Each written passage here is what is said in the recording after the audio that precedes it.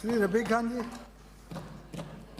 सभापति महोदय, आपने मुझे राजस्थान विक्षुब्ध क्षेत्र में स्थावर संपत्ति के अंतरण, प्रतिषेध और परिसरों से किराएदारों को बेदखली से संरक्षण के लिए उपबंध विधेयक 2026 के लिए मुझे बोलने का मौका दिया। मैं इसके प्रवत समिति में भेजने के लिए बोलने के लिए मैं खड़ा हुआ हूं और इसमें करीब 23 सदस्यों ने 23 माननीय सदस्यों ने इसमें अपने संशोधन प्रस्ताव दिए हैं।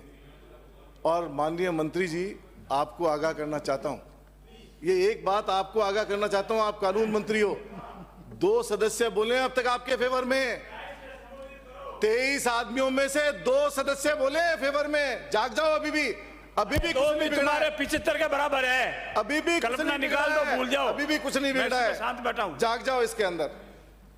माननीय सभापति महोदय, जितने सदस्य बोल रहे हैं उनमें से 2 सदस्य खाली बिल के फेवर में बोले, बाकी सब सदस्य जनमत जानने के लिए प्रचारित करने की बात कर रहे हैं, कोई सेलेक्ट कमेटी में भेजने की बात कर रहे हैं।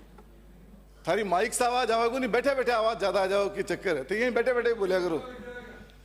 तो पिछले 35 सालों में सभापति महोदय, राजस्थान में 3 मुख्यमंत्री हुए, इन मुख्यमंत्री को छोड़ के भैरू सिंह जी शेखावत, माननीय अशोक गहलोत जी और वसुंधरा राजे जी। उनको कभी ऐसे बिलों की जरूरत नहीं पड़ी सभापति महोदय, चाहे कितने ही दंगे हुए हो, कितना ही माहौल खराब हुआ हो, लेकिन उनको ऐसे बिल की जरूरत नहीं पड़ी। क्या कारण है? क्या कारण है? आपके अंदर क्या कमी है जो आपको यह संशय है कि हम मैनेज नहीं कर पाएंगे? 35 साल का प्रेसिडेंस हमारे सामने है और उनमें से 2 मुख्यमंत्री आपकी पार्टी के हैं, आपकी पार्टी की सरकारें रही है, लेकिन उनको कभी ऐसे बिलों की जरूरत नहीं पड़ी। तो मैं ये कहना चाहता हूं कि ऐसे पूरे प्रदेश में माहौल खराब करने की कोशिश मत करो, राजनीति मत करो, इसमें राजनीतिक फायदे के लिए बिल मत लाओ। बिल लाओ राजस्थान की आवाम के लिए। हर नुक्कड़ पर, हर चौराहे पर धर्म का धंधा हो रहा है, हर नुक्कड़ हर चौराहे पर धर्म का धंधा हो रहा है और चंद लोगों की मानसिकता से मेरा देश और प्रदेश गंदा हो रहा है, ये कहना चाहता हूं। तो मैं ये कह रहा हूं कि इस बिल की जरूरत नहीं थी राजस्थान के अंदर। राजस्थान जिस तरह का अमन वाली जगह है और राजस्थान के अंदर जैसा भाईचारा है, उस जगह पे ऐसे बिल के लिए जगह नहीं है।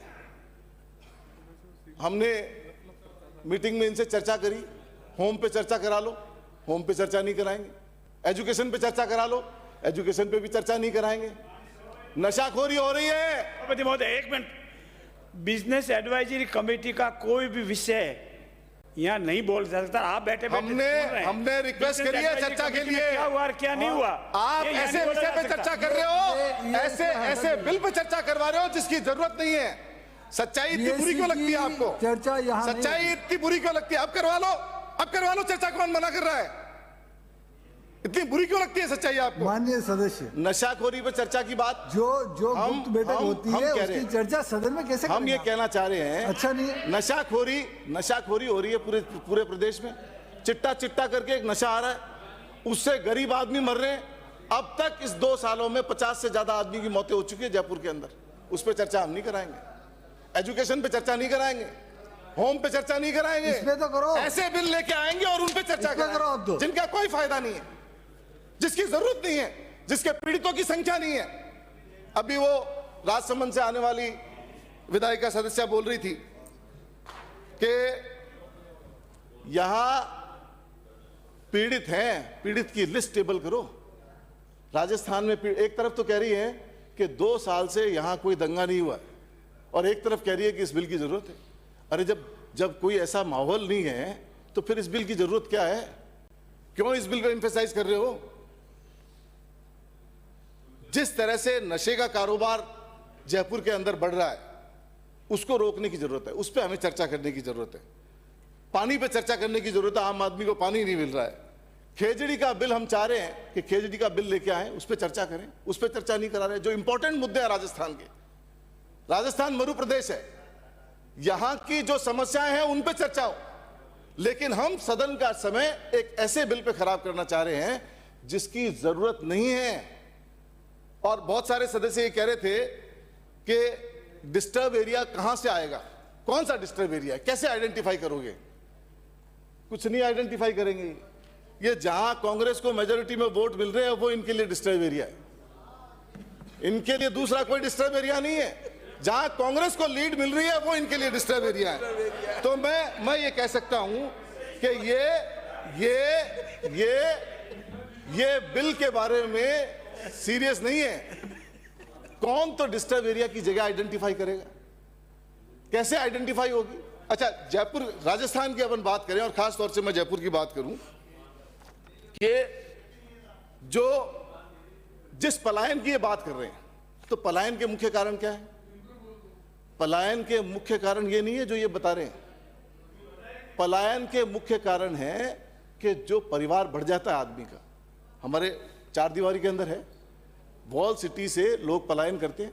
और पलायन के कारण क्या है कि बड़ा परिवार है, मुद्दतों से उस फैमिली रह रही थी, अब परिवार में एक परिवार के 10 परिवार बन गए, उसमें रह नहीं सकते, एक एक कमरा भी हिस्से में नहीं आता है, वो बेच करके बाहर जाते हैं, पॉश कॉलोनी में जाकर के अपना मकान खरीदते हैं और वहां रहने लग जाते हैं। तो पलायन के कारण दूसरे हैं। और कोई भी आदमी अपनी जिसकी संपत्ति है, किसी की भी आदमी की संपत्ति है और वो अपनी संपत्ति अपनी किसी जरूरत के ऊपर बेचना चाहता है, तो उसको रोकने वाली सरकार कौन है? किसने अधिकार दे दिया इनको?